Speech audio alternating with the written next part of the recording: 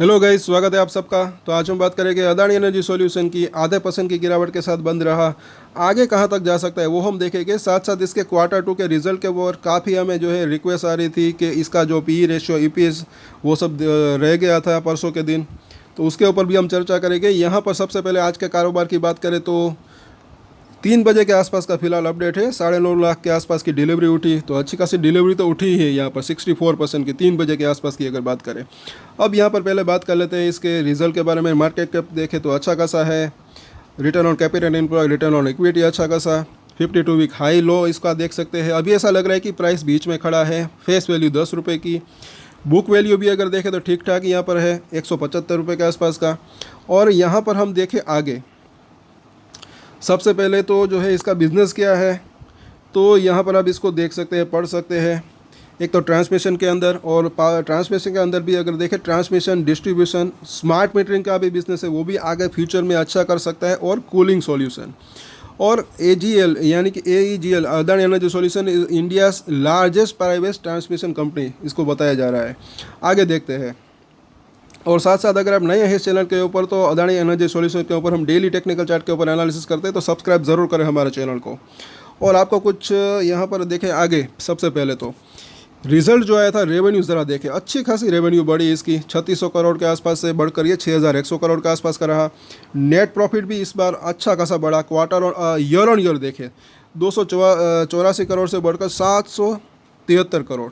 और ज़्यादा इसके अंदर जो है वो अदर इनकम का जो है इसका भी हाथ नहीं था, हालांकि 176 करोड़ था लेकिन ज़्यादा नहीं, तो ये चीज़ यहाँ पर काफ़ी पॉजिटिव दिख रही है। अब यहाँ पर ज़रा देखें, पिछले समय में ये जो घाटा पिछले क्वार्टर में नज़र आ रहा था, वो कुछ बाइंग शायद की थी, और वो जो है अदर इनकम की वजह से यहाँ पर था, उसके अंदर माइनस था, तो यहाँ पर भी माइनस है। और ये इसको वन टाइम इसको कह सकते हैं प्रॉफिट या लॉस। फिलहाल जो है यहाँ पर ईपीएस ज़रा देखें, इसका 5.5 रुपये के आसपास का आया है। तो अगर चारों क्वार्टर के अंदर इसे इतना ही ईपीएस आता है, तो टोटल पूरे साल की अगर बात करें, ये पिछले अभी 2 क्वार्टर की बात नहीं बल्कि 4 क्वार्टर की टोटल हम बात करें, तो 22 रुपये के आसपास का ईपीएस आ सकता है। अगर ग्रोथ आती है तो टोटल जो है 30 रुपये के आसपास का ईपीएस आ सकता है। अब आगे हम फिलहाल देखते हैं सबसे ज़्यादा यहाँ पर चीज़ क्या है। इसके एक्सपेंसेस की अगर बात करें तो इंटरेस्ट का ज़रा एक्सपेंस देखिए। इंटरेस्ट ये कितना पे करते हैं, 800 करोड़ रुपए के आसपास का सिर्फ एक ही क्वार्टर में। और पूरे क्वार्टर की बात करें तो टोटल कितना होता है, 3200 करोड़ के आसपास का। बस इसी वजह से मुझे ऐसा लग रहा है कि अभी इसका प्रॉफिट मार्जिन थोड़ा सा कम दिख रहा है इस क्वार्टर में। तो अभी भी अच्छा यहाँ पर पूरा जो है आया इसका जो है प्रॉफिट मार्जिन, लेकिन अगर ये 3200 करोड़ खर्चा नहीं होता तो इसका प्रॉफिट कितना बढ़ सकता है। और पूरे साल की हम बात करें तो यहाँ पर आप देख सकते हैं, पूरे ये ईयर ऑन ईयर अगर देखते हैं तो फिलहाल भी अगर यहाँ पर पिछले साल जो है 1600 करोड़ के आसपास का इसका रेवेन्यू जो है वो अच्छा खासा रहा था। नेट प्रॉफिट ज़रा देखें 1200 करोड़ के आसपास का, और इसमें भी यहाँ पर इसका इंटरेस्ट अगर देखें तो 2700 करोड़ के आसपास का खर्चा हुआ था। तो ये खर्चा जैसे जैसे कम होता है उसके बाद जो है प्रॉफिट इसका बढ़ने की संभावना रह सकती है। लेकिन ये इसकी रेवेन्यू जो बढ़ी, ये चीज़ यहाँ पर काफ़ी पॉजिटिव इसकी यहाँ पर कहीं ना कहीं दिख रही है। तो ये चीज़ यहाँ पर मुझे ऐसा लग रहा है कि ये दिख रहा है कि इसका जो बिज़नेस है वो ग्रो कर रहा है कहीं ना कहीं। प्रॉफिट तो आगे चलकर बढ़ने की संभावना रह ही सकती है। अब यहाँ पर पीयर कंपैरिजन ज़रा देखें, ये सब इसके लिस्टेड पीयर्स, इनकी एवरेज जो है 32 के आसपास है। तो आने वाले समय में अगर पहले तो जो है इसका 30 के आसपास का ईपीएस आता है, उसके बाद जो है तकरीबन 50 रुपये के आसपास का ईपीएस भी अगर आता है, तो भी इसके प्राइस के अंदर अगर मल्टीप्लाई करें, सिर्फ अभी तो ये जो है 30 के आसपास की इन सब की एवरेज है, लेकिन इसको 40 का पी रेशियो दिया तो भी जो है ये 2000 तक जाने की इसकी संभावना रह सकती है। 1 से 2 साल की अगर बात करें तो कुछ एक बड़े ब्रोकरेज ने 2000 प्लस का इसके ऊपर टारगेट भी दिया है, वहाँ तक जाने की संभावना भी जताई है। इसके ऊपर भी हमने चर्चा की थी। तो यहाँ पर इसको फंडामेंटल आप देख सकते हैं। अब यहाँ पर ज़रा इसकी बैलेंस शीट देखें, बोरोविंग ज़रा देखें, मतलब कि कर्जा सितंबर क्वार्टर की अगर बात करें इस यहाँ तक की 39,000 करोड़ का, मतलब कि तकरीबन 40,000 करोड़ के आसपास का। अब इसका सिर्फ 10% के आसपास का भी इंटरेस्ट देखें तो भी जो है 4,000 करोड़ रुपए के आसपास का तो इसको सिर्फ ब्याज के ऊपर खर्चा है। लेकिन आगे चलकर मुझे ऐसा लग रहा है कि ये अभी ये कर्जा क्यों लिया होगा, शायद हो सकता है उन्होंने अपने बिजनेस के लिए लिया होगा। लेकिन जैसे जैसे उसके प्रोजेक्ट पूरे होते हैं उसके बाद वो अपने जो प्रॉफिट है उससे अपना कर्जा कम कर सकते हैं। उसके बाद एक इसका जो नेट प्रॉफिट है वो, ये खर्चा सबसे पहले तो जो है वो कम हो सकता है, उसके बाद नेट प्रॉफिट उसका बढ़ सकता है, उसके बाद शेयर के अंदर एक अच्छी तेज़ी की संभावना रह सकती है। लॉन्गर टर्म की बात करें तो सिर्फ 2000 के ऊपर नहीं, उससे भी ऊपर जाने की संभावना रह सकती है, अपने लाइफ टाइम हाई को भी तोड़कर और भी ऊपर जाने की संभावना रह सकती है। हाँ, लेकिन मुझे ऐसा लग रहा है कि उसमें वक्त लग सकता है। शेयर होल्डिंग पैटर्न ज़रा देखें, उसमें भी जो है प्रमोटर ने थोड़ा सा वो QIP के ज़रिए माल बेचा था, लेकिन मंथली अगर देखें अगस्त से सितंबर की बात करें तो थोड़ा सा प्रमोटर ने वापस से माल खरीदा भी था। FIIs की होल्डिंग देखें तो वो बड़ी है, DIS ने भी इसके अंदर बाइंग की और रिटेलर्स उसने भी बाइंग की, तो ये चीज़ भी यहाँ पर पॉजिटिव सब कुछ दिख रहा है। अब इसके जो है चार्ट के ऊपर चर्चा करते हैं। आई होप कि आप सबको समझ में आ रहा होगा। और Q2 के रिजल्ट जो कि हमने देखा यहाँ पर काफ़ी इसके ऊपर रिक्वेस्ट आ रही थी और ये चीज़ यहाँ पर रह गई थी।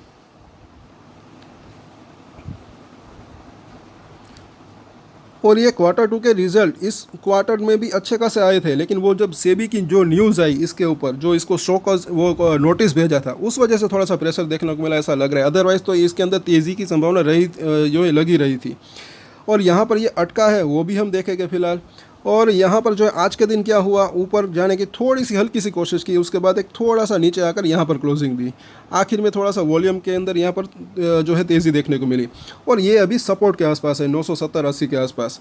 और यहाँ पर भी अगर देखें तो वीकली चार्ट के ऊपर अभी हो क्या रहा है, एक बड़े सपोर्ट की बात करें, स्ट्रॉन्ग सपोर्ट की, अभी भी 900 रुपये के आसपास का दिख रहा है।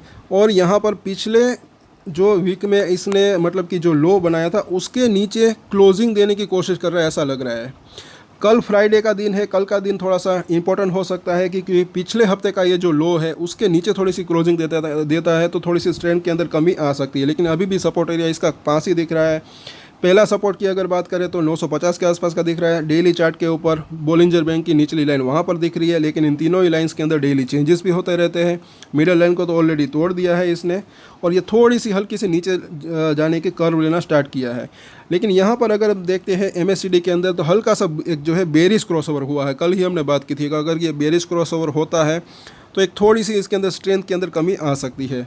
अभी 976 का प्राइस है तो 975 को अगर तोड़ता है तो थोड़ा सा नीचे जा सकता है। लेकिन यहाँ पर पहले देखें ज़रा, टेक्निकल चार्ट काफ़ी यूज़फुल रह सकते हैं। पिछली बार भी ये 200 दिन का मूविंग एवरेज यहाँ पर भी ये इसको पार नहीं कर पाया था और यहाँ पर भी हमने बात की थी कि ये लेवल अगर पार हो जाता है तो इसके अंदर फिर से एक अच्छी तेज़ी की संभावना रह सकती है। पहले तो 1100, 1130, उसके बाद 1200, 1250 तक भी जाने की संभावना रह सकती थी। लेकिन वो जो सेबी की न्यूज़ आई उसी वजह से मुझे ऐसा लग रहा है कि थोड़ा सा मूड ख़राब हुआ बाज़ार का और ये थोड़ा सा नीचे आया। और अभी फ़िलहाल हम देखें और जो टेक्निकल मतलब कि होते हैं बड़े निवेशक, कई बार ऐसा भी होता है कि जब स्टॉप लॉस हिट हो जाता है, शॉर्ट टर्म ट्रेडर्स जो होते हैं वो निकल जाते हैं, उसके बाद वापस से नीचे आता है, वापस से वो बाइंग करने की कोशिश भी कर सकते हैं। बाकी जो लॉन्ग टर्म ट्रेडर्स हैं, जो लॉन्ग टर्म इन्वेस्टर है, मुझे ऐसा लग रहा है कि उनको वो चाहे तो अपनी होल्डिंग कंटिन्यू रख सकते हैं। लॉन्गर टर्म की बात करें तो अच्छी तेज़ी की संभावना रह सकती है क्योंकि कहीं ना कहीं ऐसा लग रहा है कि इसके फंडामेंटल जो है वो एक अच्छे रह सकते हैं आगे चलकर भी, क्योंकि इसका बिजनेस जो है ट्रांसमिशन के अंदर है, पावर के अंदर है और पावर की डिमांड आगे चलकर बढ़ सकती है ऐसा लग रहा है। सो ओवरऑल अगर देखें अब इसके सपोर्ट और रेजिस्टेंस हम देख लेते हैं जो कि काफ़ी यूज़फुल रह सकते हैं। 976 का प्राइस है, पहला सपोर्ट एरिया इसका 950 के आसपास का, उसके बाद जो है तकरीबन 930 के आसपास का जोन, तो ये इसके नज़दीकी सपोर्ट दिख रहे हैं। दूर के सपोर्ट की बात करें तो जैसे कि हमने देखा 900 रुपये के आसपास का जोन, 5-10 रुपये ऊपर नीचे रख सकते हैं वॉलेटिलिटी के चलते। सपोर्ट की अगर बात करें, रजिस्टेंस की बात करें तो पहला रजिस्टेंस डेफिनेटली अब इसका जो है 1000 रुपये के आसपास का जोन दिख रहा है, उसके बाद जो है 1030 के आसपास का जोन और उसके ऊपर 1050 के आसपास का जोन। तो ये अभी इसके जो है शॉर्ट टर्म के रजिस्टेंस दिख रहे हैं। 1050 को अच्छे वॉल्यूम के साथ पार करता है तब इसके अंदर तेज़ी की संभावना रह सकती है। अदरवाइज नीचे में ये जो सपोर्ट एरिया है इसके ऊपर आप चाहे तो अपनी नज़र बना के रख सकते हैं। सो कल वापस से इसके ऊपर हम चर्चा करेंगे। तब तक के लिए अगर आपको ये वीडियो अच्छा लगा तो लाइक, शेयर एंड सब्सक्राइब करें। और एक स्टैंडर्ड डिस्क्लेमर जो कि मैं हमेशा देता हूँ, आप कोई भी ट्रेड ले उससे पहले अपनी रिसर्च करें, अपने फाइनेंशियल एडवाइजर की सलाह ले, उसके बाद ही कोई डिसीजन ले, और डिसीजन ले तो उसकी जिम्मेदारी मैच्योरिटी के साथ खुद ही ले। ये वीडियो मैंने एजुकेशन पर्पज़ के लिए बनाई है, मेरी तरफ से कोई भी बाय या सेल की रिकमेंडेशन नहीं है। Thank you.